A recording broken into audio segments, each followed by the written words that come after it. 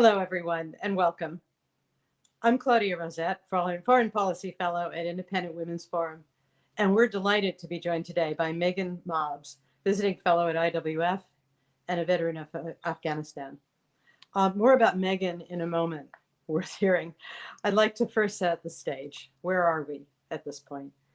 We're talking today about the worst American foreign policy debacle in decades. It's now roughly 2 weeks since President Biden ordered the last American service members out of Afghanistan, leaving the Taliban in control of the country, leaving the Taliban in possession of a US-supplied arsenal worth more than $80 billion, and leaving behind many American citizens, allies, and Afghans who have worked with the US and our allies. President Biden has praised his own decisions in doing this as wise, this evacuation as an extraordinary success, and tells us the forever war is now over. But questions abound, and the Biden administration has provided little in the way of satisfactory answers. Over the past 2 days, Secretary of State Antony Blinken spent more than 8 hours testifying on Afghanistan to both the House Committee on Foreign Affairs and the Senate Committee on Foreign Relations. Are we any closer to getting some real answers? Here to speak about that with all of us is Meaghan Mobbs, and it's my real pleasure to introduce her. Meaghan Mobbs is a West Point graduate, an Afghanistan veteran, and former Army captain, a clinical psychology PhD candidate and pre-doctoral fellow at Columbia University. Her research and work revolves around better understanding the transition off active duty, the heterogeneity of the veteran experience, and societal impacts of an all-volunteer force. She's a former advisor to the Trump-Pence campaign on veteran and military family issues. Meaghan serves as a presidential appointee to the United States Military Academy, West Point Board of Visitors, and as a George W. Bush Veteran Leader Scholar and Tillman Military Scholar. Welcome, Meaghan. Claudia, thank you so much for having me. It's a pleasure to be here. Oh, we're delighted to have you. Meaghan, you served in Afghanistan. We thank you for putting your life on the line to keep Americans safe. You've also done a lot of work on the psychology of combat veterans returning to civilian life. And I'd like to start off with that. I'd like to start by asking you about our Afghanistan veterans. They spent years fighting the Taliban, and they're now seeing the Taliban parading their huge new arsenal of captured US weapons, flying their flag over the presidential palace in Kabul, and setting up a government that includes a Haqqani network designated terrorist as Minister of Interior. What do our veterans make of this, and what can we say to them or do for them? So I want to start by, obviously, I don't speak for the veteran population at large, and there is a lot of data that suggests there is a substantial amount of distress that is emerging in the veteran space. And this is supported by reports coming out that there's been increased calls to the veteran crisis line around this particular issue. So the idea that there is distress that is happening and it's directly related to Afghanistan, that data is emerging. And I think that could be for a variety of reasons. I mean, you just listed off a litany of all the things that have gone wrong for those that have served over 20 years, whether it's the new government that's in charge that has a known terrorist as part of the government itself, the loss of all the equipment. But I think so much of this, and this is something I've spoken about previously, is related to this kind of moral injury that may be emerging. And I want to make sure I differentiate that between trauma. So in psychology, trauma has a very narrow definition, and trauma means specifically threat or potential loss of life to yourself or those around you. And so, of course, if you were on the ground in Afghanistan during the very chaotic withdrawal that we saw over the past few weeks, then that obviously would qualify. But for those that are here at home, moral injury is a better way of beginning to conceptualize and frame what's happening from a psychological perspective. And this is the idea that what has happened transgresses our moral values, our ethics, and particularly as it comes to being a service member, right? No man left behind. We deeply believe in this idea, the sacred pact, that if something were to happen to us, that our government would come. They would do against all odds, they would come rescue us, or that we would never quit. And so to see all of this happen goes deeply against what we value both as active duty service members and as veterans. And so this transgression against our values can lead to some significant psychological distress that can emerge. May I just ask you, if it's not too personal a question, how are you yourself dealing with this spectacle unfolding in Afghanistan? I think, like so many veterans, it's been such a wide range of emotions, from being very, very angry to being very sad to feeling a lot of shame. to also thinking through, like, I even Googled at one point, could I call a Marine recruiter? I'm unfortunately outside of the age range, so I couldn't do that. But I had these moments where I was deeply longing to be back on active duty, to be doing something meaningful as it pertained to this conflict that has defined so much of my life. My father was in the Pentagon on 9/11. I joined because of the attacks that originated from Afghanistan. So this idea that watching all of this kind of unfold did feel very deeply personal in a way that is difficult to put words to. Thank you for that. And I want to ask you on a broader scale, or sort of turning to the, I hate the word geopolitical, but that's where we're going here. Both President Biden and Secretary of State Blinken have assured us that the fall of Afghanistan does not herald a rising terrorist threat to the US and our allies. Is that true? I think that it's demonstrably false. We're beginning to see that. American intelligence officials confirmed today that they think 1 to 2 years for Al Qaeda to emerge again as a threat to the homeland. You mentioned the Haqqani network earlier. I mean, that is one of the most well-known, well-established networks of terrorism who executed horrendous attacks in Afghanistan. So this idea that we're now somehow more safe, I think, is a huge falsehood. And I think there, two things can be equal, but perhaps it was time to leave Afghanistan in terms of beginning to shift focus to China, Russia. I think that argument potentially has merit. And the way that we left, the fact that we did this in such the capacity that we did it, and then to kind of say, oh, but don't look over here, terrorism isn't going to emerge, I think is absolutely a falsehood that's being perpetuated to fit a narrative versus the facts on the ground. I want to pick up on what you just mentioned about China, but let me just pursue one more piece of the terrorist threat. And that is President Biden and Secretary Blinken have both, and other members of the administration, have been talking about how the US has all this over the horizon capability. Mm-hmm. We actually have no bases now left in Central Asia. But right. We have over the horizon capability, goes this theory, which will allow us to contain any emerging terrorist threats before they can get anywhere outside of Afghanistan, which sort of doesn't take into account what's going on inside of Afghanistan.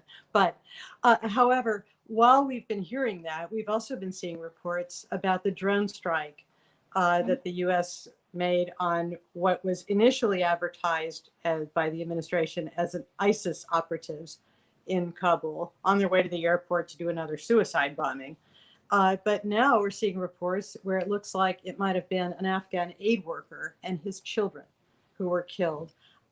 Secretary Blinken was asked about this in testimony to the Senate and would not say. What does this say about this over the horizon capability that's now supposed to keep us safe? I think it demonstrates this idea that we're going to say things that allow people to feel good versus really looking at the facts and the truth of what's emerging in Afghanistan. But we're seeing right now, so this isn't at all to denigrate, I'm sure, the efforts of those who are trying to keep us safe by executing these drone strikes and looking at them from a very tactical perspective. But when it comes to really talking about our strategic ability and looking at our ability to mitigate some of these threats, this is a perfect example of how oftentimes technology isn't the best solution for some of these things. It's certainly often not the best solution where we're talking about doing things like counterintelligence and the importance of maintaining a presence in that area so that we can collect accurate real-time data that doesn't often solely rely on technology. Because as we're seeing, technology can fail, intelligence can fail. When we don't have a presence, it creates a vacuum. This isn't to say that I think we should have sustained a large troop presence in Afghanistan. That looks very different than us leaving this kind of gaping hole or a vacuum for other threats to emerge. I ask you a little bit more about our intelligence on the ground there, as far as you're able to talk about it, or our networks. For 20 years, the US was operating in Afghanistan, or almost 20 years. And during that time, whatever the failings of our approach, we certainly built up networks. Many of the people who are now desperate to get out, some of whom did, but many are still there. Those networks would appear to be just in ruins. I mean, they cannot operate. We do not have the presence there anymore. All that sort of eyes on, not just boots on the ground, but eyes there. I mean, my background has been as a journalist, yours has been in the military and policy in related areas. I think we all know the importance of making some network where you know who to call, you know who's going to know, you know who to trust and who not. Is it correct to assume at this point that that's really been swept away in this route and we're now flying blind as far as on the ground? Absolutely. I think that you just said it so perfectly, right? The importance of the human connection is imperative for journalism, for policy, and for intelligence. The ability to build and sustain those relationships is critical to make sure that you have accurate and actionable intelligence or information that you can then utilize in a variety of different ways. And we have lost that ability. And not only that, our abandonment of those who did do that for us for 2 decades, who served alongside us, who provided that information, who we promised, you help us, we'll help you, we'll give you a better chance at life, freedom, and the opportunity here in America if you stand alongside us. They did that, and we failed to keep our word. And what that signals to other allies or potential future friends is they can't be trusted. It's not worth sacrificing our life. It's not worth putting these risks on the table, because when push comes to shove, they're going to leave us high and dry. And so this sends a terrible signal to other people that we have in the intelligence network who are working alongside us, who may say, I don't know if I feel comfortable doing this anymore, because there doesn't seem to be this ability to follow through on your promises and kind of keep up your end of the bargain. So it's not just Afghanistan. I think that we have to be very concerned about what this message sends to our friends, and certainly what this message sends to our enemies.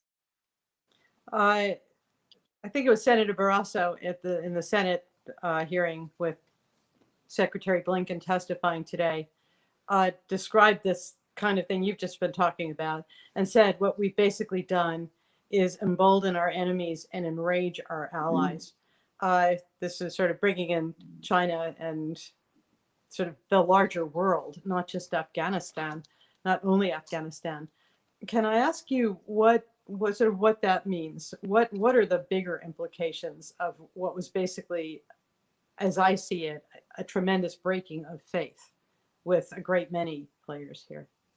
I think therefore a variety of things have emerged. One, which is this kind of disconnect of our government from the American populace. And I think that is both a kind of a threat at the national level, but also at the international level. We look very discordant as a nation, where we can't seem to get our ducks in a row. We want to all blame each other, and there's not this willingness to reach out to our friends, right? The reports emerged that it took 36 hours potentially for Biden to reach out to England, to Boris Johnson, to have this conversation. And so that's the first thing, which is that we seem to be operating in isolation.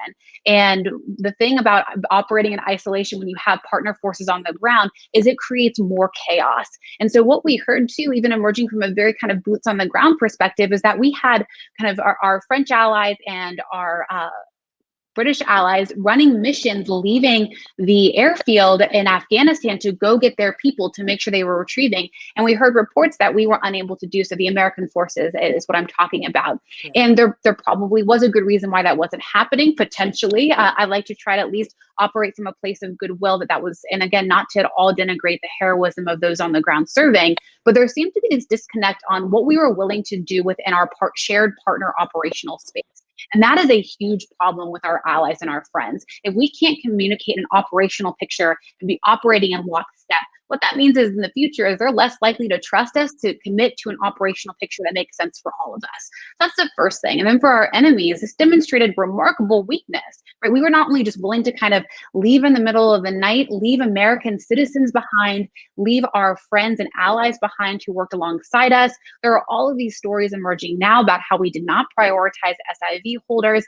And then the arsenal that you spoke about, billions or millions of dollars of equipment, were left behind. And not only that, it's technology, one, that may not be sustainable for them to use, but just the propaganda, the psychological win of being able to hold up and say, look at all the American cachet we have that we are able to hold on to. That is an extraordinarily damaging blow. And psychological warfare is an imperative part of warfare in general. The idea that you can project power and you can project power and win. And what we just shown is not only can we not win, we can't even manage to keep our own people safe. And that is hugely problematic for us on an international scale. Yeah, I was, this is the sort of thing you've heard, but I was struck in the testimony with Secretary Blinken. One of the congressmen mentioned that there were 2,500 US troops on the ground when Biden came in. And that's what we had before he surged them back in for the evacuation and then pulled them all out. But our allies, our NATO allies and partners, had 7,500 troops still on the ground who were really caught in this and had to get out. And apparently, with no real consultation, the descriptions of the withdrawal from Bagram Air Base were just staggering, that we walked out in the middle of the night without bothering to say anything. Right. May I just ask you, were you working out of Bagram at any point? I was. So actually, I was headquartered out of Bagram. So I was an aerial delivery detachment commander, and our responsibility, our footprint of operations actually was all over Regional Command East, so RC East, and then RC North, Regional Command North. And so I traveled a lot all over the kind of eastern and northern region of Afghanistan, but we were based out of Bagram. And that's kind of emerging, in the testimony yesterday about giving up Bagram and how that's become a point of contention. And I think that it was Secretary Blinken or one of the questioners that mentioned it was 40 miles away from Kabul. So why would we have used Bagram Air Base when it was so far away from this kind of hub? And what I've heard from those that were trying to get to Kabul, right? We think of Afghanistan, it's a very large country. Kabul was far for a lot of people to travel to get to anyways. And so the idea that it was like these additional 40 miles was hugely problematic when it was far more strategic for us to have 2 runways for us to get out of, I think is this kind of non-argument. And I would really be interested, eventually, I think that the truth will come out. Did really every military advisor say this was a bad idea? Was this really a lockstep agreement? Or was there someone that was willing to say, I'm not quite sure this is a good idea. I think that perhaps we need to reevaluate keeping Bagram open in order for us to have another point of access and egress. Because I just can't imagine why we would have done that. Was a really important base in the region. I mean, I hope it wasn't lockstep, because if it really was, that says very disturbing things about the military's ability at high levels to plan what we're doing. Oh, absolutely, right. Well, it's just like the framing of kind of the airlift operation, and this isn't my comparison, this is someone else's, but I thought it was kind of, an interesting way to phrase. They talked about how this airlift is the most successful in American history, the largest airlift ever. And somebody said that, it's comparing the Titanic and saying that was the most successful lifeboat operation ever. Like, this was an unmitigated disaster. And this idea that we're trying to frame it as this massive ability for us to airlift, and what a huge success, I think just completely obscures the chaos and the destruction that we saw. And also the impact of veterans and spouses who are operating off of cell phones and WhatsApp to get their people out. I was very, very peripherally involved in helping a few families get to the airport and get out. And we did it through WhatsApp, talking to one another over the phone, and then dropping pins to make sure people could get out. And so for the State Department to kind of wholesale come in and been like, we did this, we were all there, I just think, again, just obscures the heroism of so many veterans and service members on the ground. Yeah, I've been troubled by the way the Biden administration keeps sort of used for optics, for trying to get a message across, regardless of what really went on, has sort of fastened onto the genuine courage and hard work and risks taken by Americans on the front lines in Afghanistan as this helter-skelter evacuation took place under orders from Washington. And they have sort of tried to translate that or amplify it into something that says, well, these people did their job extremely well, despite terrible circumstances. Therefore, that means that everything this administration did was a success. No, it's sort of credit the troops, but the orders they were getting left so many people, Afghans, the troops themselves, and America's position in the world in a terrible spot. And then we had, and this leads me on to another question for you. We've seen the President Biden and again Secretary Blinken blaming President Trump and his deal with the Taliban for the way that Biden conducted this withdrawal. Now, I have my own reservations about President Trump's deal with the Taliban. I never thought that would work, but he did, to his credit, include conditions. So it wasn't just going to happen no matter what. The Taliban violated them. They were violating them from the beginning, which to my mind gave President Biden a free hand. He was under no obligation. And yet Can you tell us a little bit about this? Was Biden under an obligation, or was this basically his operation? This is his operation completely. And I do think that, again, I'm always trying to operate from a place of goodwill and good intention. I think that the idea that we could have potentially withdrawn from Afghanistan in this very kind of clean way is perhaps a narrative that we all would love to spin, but is not reality. And that is very separate from, again, I think helter skelter is the best word I've heard used with regarding this, is chaotic, absolute debacle that emerged. And to your point, it was a conditions-based agreement. And I think it's kind of remarkable that the Biden administration has turned over many of Trump's plans, executive orders, things that he's put in place. And all of a sudden, this one particular thing they couldn't do anything about. And to your point, the ability to withdraw if the peace talks failed was in that agreement. And the peace talks did fail. They had every opportunity to withdraw, to say that, hey, we're not going to do this. One, you didn't meet the conditions of the agreement that was set forth, and we're going to find a better way moving forward. So he really does own this. He really owns the decision to not only, he moved it once, remember, he wanted to be September 11th, moved it to August 31st, and then it was as quickly as possible. And so he owns this. He made that decision when he had every opportunity and every right in accordance with this agreement. And again, I also have reservations like you about that negotiated agreement to begin with, that it was just going to be problematic. And he had the opportunity to have his own ending. And this is the ending he chose, and he needs to bear responsibility for that. I want to wrap this up, but I'd like to just ask you, is there anything, what is it as an American who really took risks in Afghanistan, where you were protecting America, but you were also fighting for people who wanted something better in Afghanistan? Is there any message you think America should be sending to them now? We're hearing a lot of talk about aid. I'm very worried that will simply end up with the Taliban. I don't see how else that works. But sort of speaking to, President Biden has denigrated the Afghan army, then kind of backpedaled when he saw that wasn't polling well. But what message do normal Americans, would it be appropriate for average Americans to send to the people of Afghanistan now, and by extension to the world? I think, again, it goes back to just supporting them in a capacity. They're here now, and once they've been properly vetted, I think that's imperative that we do. Because of the chaotic withdrawal, I think it's very important that we make sure all processes are followed in terms of them being vetted, to make sure that we can fully welcome and embrace them in American communities. Some of the most productive members of our society fled Vietnam and came here as refugees and are enormous economic contributors. They are patriotic Americans who love our values and who love our nation.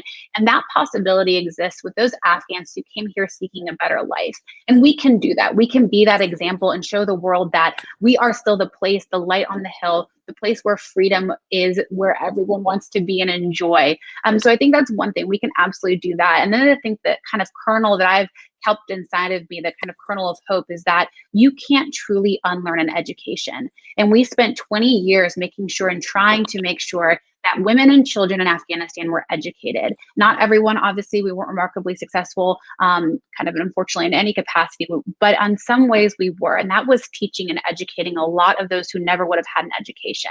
And you can't undo that. You can't take that knowledge back. And so my hope is that whether it's in my generation or the next generation, there is this kind of this spreading of knowledge, this kind of internal revolution around what it means to learn and to be free. And I think this goes back to the mistake we made, that we can't want it more than the people there on the ground. There has to be that willingness to buy in. And there certainly were. There were brave partners that fought alongside us.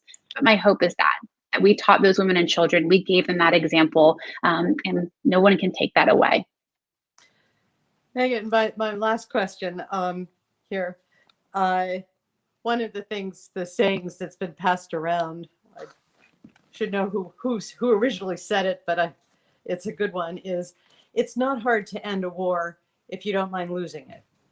And that appears to be what's happened here. President Biden, Secretary Blinken, the administration generally is telling us that this so-called forever war is now over. Is this war truly over?